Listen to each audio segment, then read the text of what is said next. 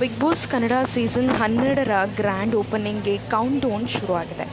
ಈ ರಿಯಾಲಿಟಿ ಶೋನ ಎರಡನೇ ಸ್ಪರ್ಧಿಯಾಗಿ ನಟಿ ಮಂಜು ಭಾಷಿಣಿ ದೊಡ್ಡ ಮನೆಗೆ ಎಂಟ್ರಿ ಆಗುತ್ತಿದ್ದಾರೆ. ಕಿಚ್ಚ ಸುದೀಪ್ ನಿರೂಪಣೆಯ ಈ ಶೋನ ಮೊದಲ ಸ್ಪರ್ಧಿ ಕಾಕ್ರೋಚ್ ಸುದಿ ಎಂದು ಅಧಿಕೃತವಾಗಿ ಅನೌನ್ಸ್ ಆಗಿದೆ. ಈಗ ಎರಡನೇ ಸ್ಪರ್ಧಿಯಾಗಿ ಬಂದಿರುವುದು ಕಿರುತೆರೆಯ ಖ್ಯಾತ ನಟಿ ಮಂಜು ಭಾಷಿಣಿ. ನಟಿ ಮಂಜು ಭಾಷಿಣಿ ಯಾರು?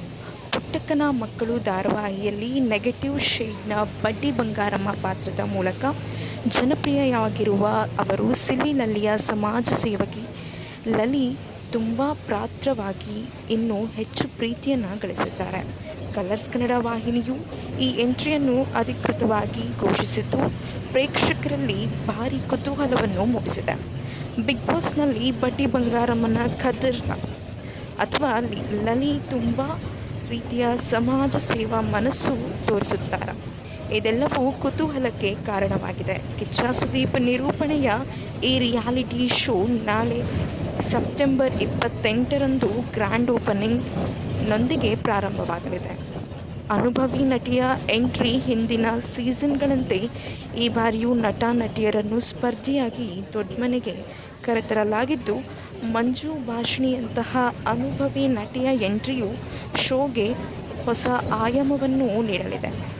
ನಟಿ ಮಂಜು ಭಾಷಿಣಿಯ ಕರಿಯರ್ ಶುರುವಾಗಿದ್ದು ಸಿನಿಮಾ ಕ್ಷೇತ್ರದಿಂದ, ಆದರೆ ನಿಜವಾದ ಖ್ಯಾತಿ ಬಂದದ್ದು ಕಿರುತೆರೆಯಿಂದ ಅಂದರೆ ತಪ್ಪಾಗಲ್ಲ. ಹೌದು, ಅವರ ನಟನೆಯಿಂದ ಎಮೋಷನಲ್ ಡೆಪ್ತ್ ಆಗಿ ಮತ್ತು ನೆಗೆಟಿವ್ ಶೇಡ್ಗಳನ್ನು ಸಹಜವಾಗಿ ತಂದುಕೊಳ್ಳುವ ಸಾಮರ್ಥ್ಯವು ಪ್ರೇಕ್ಷಕರನ್ನು ಆಕರ್ಷಿಸುತ್ತದೆ.